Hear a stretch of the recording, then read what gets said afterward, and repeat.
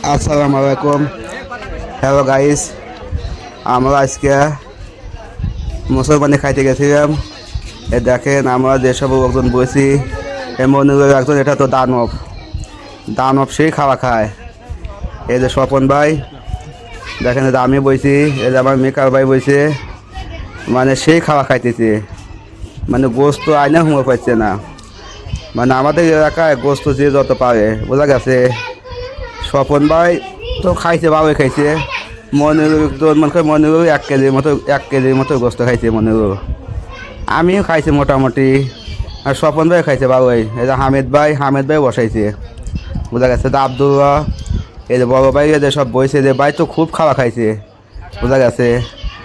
ওই যে আব্দুল্লাহ মানে দিয়ে হুমো পায় না আব্দুল্লাহ।